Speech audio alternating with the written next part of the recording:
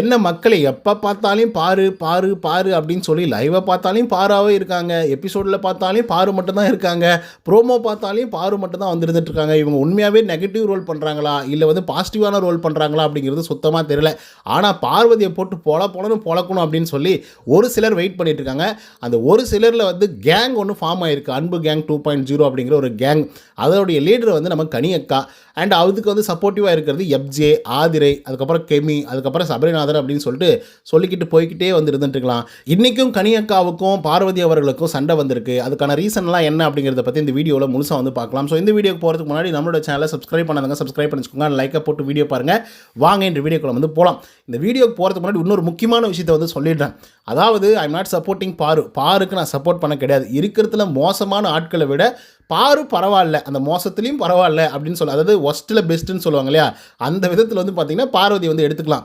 எதுக்காக சொல்கிறேன் அப்படின்னு பார்த்தீங்கன்னா, பார்வதி அவமானப்படுத்துகிற அப்படிங்கிற பேரில் வந்து செருப்பை எடுத்து அடிச்சுக்கிறது, அதுக்கப்புறம் வந்து காலை நக்கி வந்து பார்த்திங்கன்னா இப்படி தான் நீங்கள் பொழைச்சிட்டு இருக்கீங்க அப்படின்னு சொல்லி ஒரு மாதிரி ஆக்ஷன் பண்ணி காட்டுறது, சபரிநாதனும் எப்ஜே இந்த மாதிரி கேவலமான செயல்களை வந்து பார்த்திங்க அப்படின்னா தொடர்ந்து எப்ஜே அவர்கள் மாக்கிங் மூலமாக வந்து செஞ்சுக்கிட்டே தான் வந்துருந்துட்டு இருக்காங்க.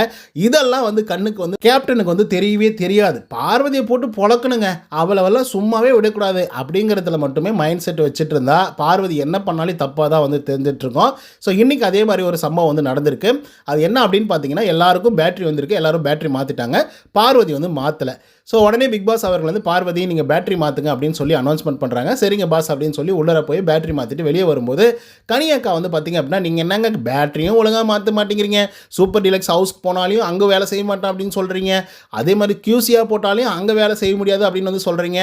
எதுவுமே பண்ணாமல் இருக்கிறதுக்கு எதுக்குங்க நீங்கள் பிக் பாஸ் வீட்டுக்குள்ளே இருக்கீங்க, நீங்கள் கம்முன்னு வந்து வீட்டுக்குள்ளேயே இருக்காமல, அதாவது உங்கள் வீட்டிலே வந்து இருக்காமல அப்படின்ற மாதிரி வந்து பார்த்தீங்கன்னா கனியக்கா வந்து சொல்கிறாங்க. இது மட்டும் இல்லாமல் நீங்கள் என்ன பண்ணுறீங்க அப்படிங்கிறதே எங்களுக்கு தெரியலிங்க அப்படின்னு சொல்லி பார்வதி கிட்ட வந்து கனியக்கா சொன்ன உடனே பார்வதிக்கு கோவம் வந்துடுது. அஃப்கோர்ஸ் நீங்கள் என்ன பண்ணுறீங்க அப்படிங்கிறது எங்களுக்கு சுத்தமாக தெரியல, எனக்கு ஒரு பிரச்சனை அப்படின்னு சொல்லி வரும்போது நான் அதை சொல்கிறேன், ஆனால் எனக்காக நீங்கள் பேசவே மாட்டேங்கிறீங்க, எப்பயுமே நீங்கள் பயாஸ்டாக ஒரு சிலருக்காக மட்டும்தான் வந்து பேசிகிட்டு இருக்கீங்க, அதனால் நீங்கள் என்ன பண்ணுறீங்க அப்படிங்கிறதே தெரியல. இதுக்கு முன்னாடியாவது நீங்கள் கேங்கோடைய லீடர் அப்படின்னு வச்சுக்கலாம், ஆனால் இன்றைக்கி நீங்கள் பிக் பாஸ்க்கே லீடர், ஏன்னா நீங்கள் தான் வந்து வீட்டோடைய தலை. ஸோ அப்படி இருக்கும்போது எனக்கு ஒரு பிரச்சனை இருக்குது, என்னை வந்து சார்ஜ் பண்ணுறாங்க, என்னை வன்முறைப்படுத்துகிறாங்க, என்னை வந்து அடிக்க வராங்க.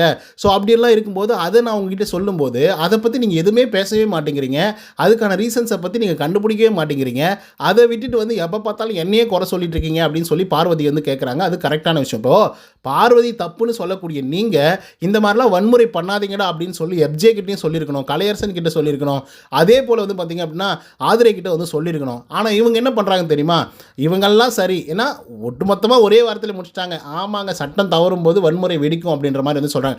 சட்டம் ஏன் தவறுது, நீங்கள் ஏன் வன்முறை பண்ணுறீங்க அப்படின்ற ஒரு கேள்வியை வந்து பார்த்திங்கன்னா உண்டாக்கணும். அதை எவ்வளோ பீஸ்ஃபுல்லாக முடிக்கணுமோ அதுதான் உங்களுடைய வேலை, அதுதான் கேப்டனுடைய வேலை. ஸோ அதை வந்து சரியாக தவறாக வந்து பார்த்திங்க அப்படின்னா பண்ணிகிட்ருக்காங்க அப்படின்னு வந்து சொல்லலாம். ஸோ அதை தொடர்ந்து எப்ஜே அவர்கள் கூஜா தூக்கம் வந்துருவாப்பில். ஏன்னா அந்த அன்பு கேங்கில் யார் அடித்தாலும் ஒருத்தருக்கு ஒருத்தர் அப்படின்னு சொல்லி வர ஆரம்பிச்சிருவாங்க. ஸோ எல்லாருமே பார்த்திங்க அப்படின்னா, அதாவது குறிப்பாக கனியங்க அவர்களை வந்து கம்ருதி, அதுக்கப்புறம் வினோத், இவங்கெல்லாம் வந்து பார்த்திங்கன்னா சப்போர்ட்டிவாக வந்து பேசுகிறாங்க பார்வதி அவர்களுக்கு. ஏங்க அப்படிலாம் பேசிட்டுருக்கீங்க, அந்த மாதிரிலாம் பேசாதீங்க, இதெல்லாம் தப்புக்கா அப்படின்னு வந்து சொல்லும்பொழுது, உங்களுக்கு தான் கேமே ப்ளே பண்ண தெரியல, உங்களுக்கு தான் என்ன பண்ணுறதுன்னு தெரியல, கேமை உங்களால் புரிஞ்சிக்கவே முடியல அப்படின்னு சொல்லி கம்ருதீன் வந்து சொல்கிறாப்புல.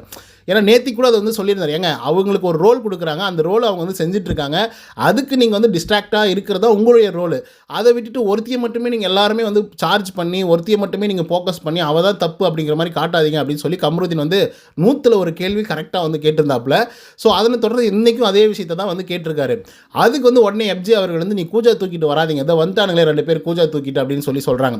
இதெல்லாம் என்ன வார்த்தை அப்படின்னு கூட எனக்கு வந்து தெரியல. அன்பார்லிமெண்ட் வேர்ட்ஸை யூஸ் பண்ணுற, டிக்கே தூக்கி வந்து டேபிள் மேலே வைக்கிற அப்படின்னு சொல்கிறது, இதெல்லாம் வந்து ரொம்ப ஒஸ்ட்டு. அந்த காலை நக்கி காமிச்சு இப்படி தான் நீ வந்து காலை நக்கி பொழைச்சிட்ருக்க அப்படின்னு சொல்கிறது. அதுக்கப்புறம் இன்னும் நிறைய விஷயம் மார்க்கிங் பண்ணிக்கிட்டே இருக்காம்பா. அவ்வளோ வந்து ஒஸ்ட்டாக பண்ணிக்கிட்டால் அவங்க வந்து ரிஜெக்ட் தான் பண்ண செய்வாங்க. கடைசியாக வந்து பார்வதி தப்பு அப்படின்னு சொல்லி இங்கே ஒரு போர்ட்ரேயில் வந்து பார்த்திங்கன்னா நடந்துகிட்ருக்கு. பார்வதி தப்பாக கூட இருக்கட்டும்பா, நீங்களும் தப்பு தான் அப்படின்னு சொல்கிறதுக்கு எவ்வளோ நேரம் ஆகிடும் கேப்டனுக்கு. ஆனால் பார்வதியை வந்து கண்டிக்கும் போது மட்டும் பயங்கரமாக கண்டிக்கிறாங்க. மற்ற அவங்க கேங்கை வந்து கண்டிக்கும் போது மட்டும் பார்த்திங்கன்னா ரொம்ப கூலாக ரிலாக்ஸாக வந்து பார்த்திங்க அப்படின்னா கண்டிக்கிறாங்க.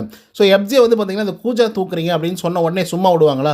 வினோத், ஏப்பா பிரச்சனை நடக்குது, அதை பற்றி விசாரிக்கிறதுக்கு வந்துட்டுருக்கோம், அதை பற்றி பேசுகிறதுக்காக வந்துட்டுருக்கோம், நீ என்ன கூஜா தூக்குற அப்படின்லாம் வந்து சொல்லிட்டு இருக்க, நீ தாண்டா கூஜா தூக்கிட்டு இருக்க ஆதிரிக்கும் கனிக்கும் அப்படின்னு சொல்லி கமருதீன் வந்து பார்த்தீங்க அப்படின்னா பட்டையை கிளப்புறாப்புல அந்த இடத்துல. உண்மையாலுமே அப்படி தாங்க நடந்துகிட்ருக்கு. லாஸ்ட் வீக்கில் நீங்கள் நல்லா யோசிச்சு பாருங்கள், லாஸ்ட் வீக்கில் வந்து ஆதிரி அவர்கள் வந்து இருந்துகிட்ருக்காங்கல்ல, அவங்க வந்து சூப்பர் டீலக்ஸ் ஹவுஸில் தான் வந்து இருந்தாங்க. இந்த வாரமும் அங்கே தான் இருக்காங்க. இப்போ சூப்பர் டீலக்ஸ் ஹவுஸ்லேருந்து அவங்க ஒரு வெங்காயத்தையும் பண்ணல. என்ன பண்ணிட்டாங்க, மிஞ்சி போனால் என்ன பண்ணிட்டாங்க, காலையில் எந்திரிச்சு ஓடி வந்து பிக் பாஸ் வீட்டுக்குள்ளே இருக்கக்கூடிய எஃப்ஜேவை எழுப்புவாங்க. அதுக்கப்புறம் 2 பேரும் ஃபன் பண்ணிட்டு இருப்பாங்க, ஜாலியாக இருப்பாங்க. அப்புறம் 18+ கண்டென்ட் பண்ணுவாங்க, அங்கே இங்கே தொடுவாங்க, தடவுவாங்க, எல்லாம் பண்ணுவாங்க. ஆனால் எஃப்ஜி அவர்கள் இன்றைக்கி சூப்பர் டீலக்ஸ் ஹவுஸ் வீட்டுக்குள்ளே வந்த உடனே எஃப்ஜி என்னெல்லாம் பண்ணுறானோ அவன் நல்லா தான் பண்ணுறான், ஒரு சில விஷயங்கள் நல்லா பண்ணுறான். ஆனால் செய்கிற வேலைகள் அப்படின்னு ஒன்று இருக்குது, அதே மாதிரி சொல்கிற விதம் அப்படின்னு ஒன்று இருக்குது. ஓகேங்களா? அந்த விதத்தில் வந்து நீ யார் அப்படிங்கிறத வந்து மக்கள் வந்து கண்டுபிடிச்சிருவாங்க. அந்த விதம் தான் தப்பு. நீ கேள்வி கேட்குற பார்வதி, நீ செய்கிறதெல்லாம் தப்பு, சூப்பர் டீலக்ஸ் ஹவுஸில் வந்து நீ க்ளீனாக பண்ணி ஆகணும், நீ எல்லாத்தையும் கரெக்டாக தான் செய்யணும், நீ செய்யாமல் விட்டுட்ட அப்படின்னா இதெல்லாம் ரூல் பிரேக்கு, இதெல்லாம் தப்பு, இந்த மாதிரி நான் எது சொன்னாலும் நீ செய்ய மாட்டே அப்படின்னா நீங்கள் வர்றது வந்து பெரிய தப்பு. நீ அதுக்கு வந்து உங்கள் வீட்லேயே வந்து இருந்திருக்கலாம். அதை விட்டுட்டு இங்கே வந்துட்டு நான் என்னால் இது பண்ண முடியாது, அது பண்ண முடியாது, நான் இப்படி தான் வெளி சைடில் அப்படி தான் சொல்கிறதெல்லாம் கரெக்டு தான். பட் பாடி லாங்குவேஜ், வார்த்தைகள் என்ன அப்படின்றதான் விஷயம். நீங்கள் தன்னிலை மாறாமல் இருந்து அதை எப்படி அந்த சுச்சுவேஷனை ஹேண்டில் பண்ணுறீங்க அப்படிங்கிறது தான் விஷயமே. அதை வந்து நீங்கள் ஓவராக எக்ஸாக்ரேட் பண்ணி கேவலமாக வந்து பேசுகிறீங்க, கேவலமாக நடந்துக்கிறீங்க அப்படின்னா அது எந்த விதத்தில் சேர்த்து முடியும் அப்படின்னு எனக்கு வந்து தெரியல. அதே போல் என்ன சொல்கிறேன் அப்படின்னா, நேத்திக்கு வந்து ஒரு பெரிய பிரச்சனை வந்து நடந்துச்சு, கலவரமாக வந்துருந்தது, லைவ்லேயும் அப்படி தான் வந்துருந்தது, எபிசோட் முழுக்கவும் அப்படி தான் வந்து இருந்துட்டு வச்சுக்கோங்களேன். அதில் வந்து ஆதிரை அவர்கள் வந்து ஒரு சில விஷயங்கள் வந்து பண்ணியிருப்பாங்க. கருத்து மோதல்னால் கருத்தில் மோதுங்க, ஓகேங்களா? கருத்தில் மோதுங்க, தர்ணா பண்ணுங்கள், இல்லை எங்களுடைய ஃபேக்ட்ரியோட ஜூஸை வந்து நீங்கள் அப்ரூவல் பண்ணுங்கள், என்ன பிரச்சனை இருக்குது அப்படின்னு சொல்லுங்கள். அதுக்கான சொல்யூஷனை தேடி போகணும். அதுக்காக வன்முறையில் ஈடுபடக்கூடாது. பாட்டில் தூக்கி அடிக்கிறது, உடைக்கிறது, அப்புறம் டேபிளை தூக்கி உதைக்கிறது அப்படின்றதெல்லாம் வச்சுக்கிட்டாக்கா அது என்ன விதத்தில் நியாயம் அப்படிங்கிறது எனக்கு தெரியுப்பா. இங்கே இருக்கிறவங்கலாம் நியாயவாதிகளாக வந்து இருந்துட்டு இருக்காங்க. என்னால் முடியலப்பா. அவங்களுக்கு அவங்க கொடுத்த வேலைகளை வந்து பார்த்திங்கன்னா செஞ்சிட்ருக்காங்க. அந்த வேலைகளுக்கு ஏற்ற மாதிரி நீங்கள் உங்களுடைய வேலைகளை செய்யணும் அப்படிங்கிறது தான் விஷயம். அதை விட்டுட்டு நீங்கள் வந்து எட்டி உதைக்கிறது, பாட்டில் தூக்கி அடிக்கிறது, உதைக்கிறது அப்படின்னு சொல்லி பண்ணால் அது வன்முறையில் சேராமல் வேறு எப்படி சேரும்? அந்த பொண்ணு பயப்பட தான் செய்யும். எப்பா சாமி, இதுக்கப்புறம் நம்ம இருந்தோன்னா நம்மளை சாவடிச்சாலே அடிச்சிருவாங்கன்னு சொல்லி ரிசைன் பண்ணிட்டு போயிடுச்சு. சரி, ஓகே, மறுபடியும் நீங்கள் அத்தனை தடவை கூப்பிட்டீங்க, சரி ரியலைஸ் பண்ணிட்டு ஓகே இதுக்கப்புறம் அந்த மாதிரி பண்ணக்கூடாது அப்படின்னு சொல்லி திரும்பி வருது. திரும்பி வேணாம், அவள் வந்தாக்கா எனக்கு வேணவே வேணாம் அப்படின்னு சொல்கிறது. நீங்கள் கியூசியாக இருக்கணும், இருக்கக்கூடாது அப்படின்னு சொல்லி டிசைட் பண்ண வேண்டியது யார்? டிசைட் பண்ணி நீங்கள் சொல்லிட்டீங்க. இப்போ பிக் பாஸும் அப்ரூவல் வந்து கொடுத்துட்டாரு, அவங்களுக்கு அப்கிரேட் வெர்ஷனும் வந்து கொடுத்துட்டாரு. இதெல்லாம் நீங்கள் பண்ணணும், சட்டம் உங்கள் கையில், நீங்கள் என்ன வேணாலும் பண்ணிக்கலாம் அப்படின்னு சொல்லி அவர் ஒரு விஷயத்த சொல்லிட்டாரு. அதுக்கப்புறம் நீங்கள் அதை ஏற்றுக்க முடியலன்னா அப்புறம் நீங்கள் என்ன கேம் ப்ளே பண்ணுறீங்க? ஏற்றுக்க முடியலன்னா அதை ஃபேராக ப்ளே பண்ணுங்கள். அதை விட்டு வந்து மார்க்கிங் பண்ணுறது, காலை வந்து நக்கிறது, சபரிநாதனுடைய காலை வச்சு நிஜமாகவே அப்படி பண்ணுறாங்கங்க. ஆதிரை வந்து வினோத் முகத்துக்கு மேலே வந்து பார்த்திங்கன்னா காலை தூக்கி காட்டுறாங்க, எட்டி உதைக்கிறேன் அப்படின்னு சொல்லி. இதெல்லாம் நீங்கள் எங்கே போய் சேர்த்துவீங்க? அதுக்காக நான் பாரு சரி அப்படின்னு நான் சொல்ல கிடையாது. பட் ஃபேர் ப்ளே அப்படின்னு ஒன்று இருக்குது, அது கேவலமாக பண்ணிகிட்ருக்காங்க இந்த அன்பு கேங் 2.0. நீங்கள் கிரிக்கெட் பார்த்தீங்க அப்படின்னா தெரியும், என்ன தான் அவங்க வந்து அடித்து வின் பண்ணாலும் ஒரு டீமு ஃபேர் ப்ளே அவார்டுன்னு தனியாக ஒன்று கொடுப்பாங்க, எவ்வளோ ஒழுக்கமாக அந்த கேமை ப்ளே பண்ணியிருக்காங்க அப்படின்றதுக்காக.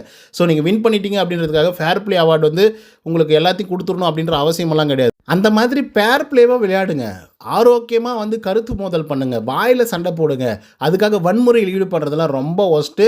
வன்முறையில் ஈடுபடுறாங்க, பாட்டிலை தூக்கி அடிக்கிறாங்கக்கா அப்படின்னாக்கா, ஆமாம், சட்டங்கள் வந்து மாறும்போது வன்முறைகள் வெடித்து தான் தீரும் அப்படின்னு சொல்லி ஒரு தீர்வு சொல்கிறாங்க. இவங்கெல்லாம் ஒரு கேப்டன். ஓகே கைஸ், இதை பற்றின உங்களோட கருத்துக்கள் என்ன அப்படிங்கிறத கமெண்ட்ஸில் சொல்லுங்கள். நன்றி, வணக்கம்.